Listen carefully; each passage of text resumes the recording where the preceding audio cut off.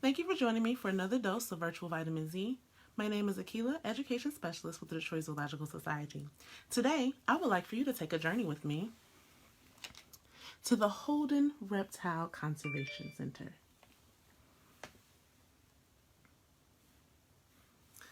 Today, some of the knowledge that we're going to learn, or we're going to explore, are snake adaptations, and the skills are going to be observation, creativity, and awareness of our surroundings. The vocabulary that we're going to introduce to you today, or reintroduce, is going to be the word camouflage. So before I continue, I would like to share a video of one of our animals at the Holden Reptile Conservation Center. So this is what the inside of this place looks like. Now just to give you an idea, and just to remember, that we're going to be talking about camouflage. So this is the inside of the Holden Reptile Conservation Center. We have a lot of reptiles.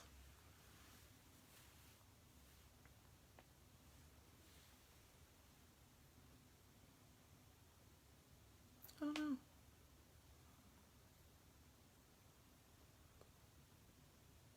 All right, I'll show you the video a little bit later once we get through some of this.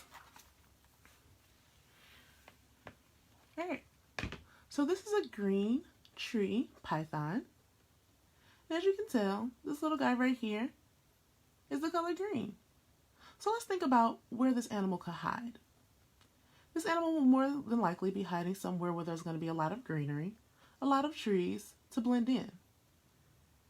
Now just to remind you, there are many animals that live in the wild that use camouflage, and camouflage just means that an object blends into its surroundings. Many of our animals, such as the snakes, use their camouflage to blend into their surroundings with the help of our animal care staff. So going back to that photo, a lot of our animal care staff at the Detroit Zoo, they provide a lot of greenery for the reptiles that are going to be there, so they can use their camouflage to blend in. They add a lot of natural materials like trees, brush, sometimes mulch, and some other sticks and branches.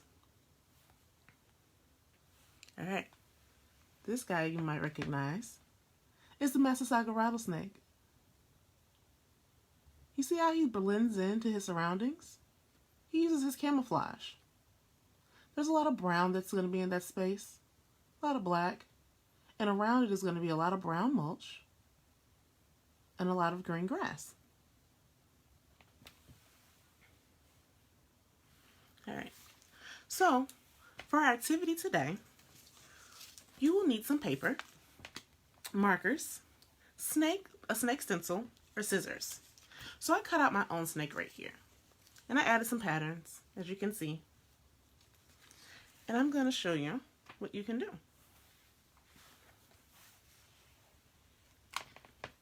Let's see if you can spot my snake that I created. You see him? He's right there in the middle. So I used some orange construction paper, I used some green construction paper, and I created my own snake pattern. And I had this guy blend in. So what I would like for you to do is to go outside, see where you can hide a snake, or you can even go somewhere in your house. Look around your house first. Think about where will a snake like to hide. Thinking about the colors that are going to be in that area and thinking about some of the materials. And if you don't have construction paper, if you have newspaper or any other paper that's lying around your house, you can get as creative as you want and you can see if you can hide a snake. So that way you're increasing your observation skills. I know sometimes when we go to the Holden Reptile Conservation Center, we go by really, really fast and we think, oh, there's nothing there. But more than likely, you just didn't stop long enough to take a closer look to see what was actually inside of the habitat. All of the animals are always going to be there unless there's a sign that says this animal is not in their habitat right now. So, I'd like to show you a few more. Let's test out your skills. So now that you know you need to slow down just a little bit and take a closer look, are you able to observe that snake? It's wrapped around that branch. It's nice and brown, slithered around. And this one right here. There he is. You see the two eyes? You can kind of see the mouth as well. He's blending in with those green leaves that are on that tree. Alright, let's go back and see if that video is working now. See if we can check in with the keepers that were there. And it doesn't look like it. So maybe next time when you guys join me, we can check out the reptiles that are going to be there and the water monitor that was taking a snack for the day. So just to recap, if you would like to do that activity at home, the materials that you will need were paper, markers, snake stencil, and scissors to cut out your snake. And if you don't want to do a snake, you can do any other animal that you like. So make sure that you're looking around first to see where your snake can hide. I would just like to say thank you for joining me today for this dose of virtual vitamin Z. Make sure you come back at 4 p.m. where my friend and colleague David Kakuri will be sharing some more stories of his life in Kenya and some of the animals that are at the Detroit Zoo. If you find the Detroit Zoo helpful to some other folks, make sure you like and share the page.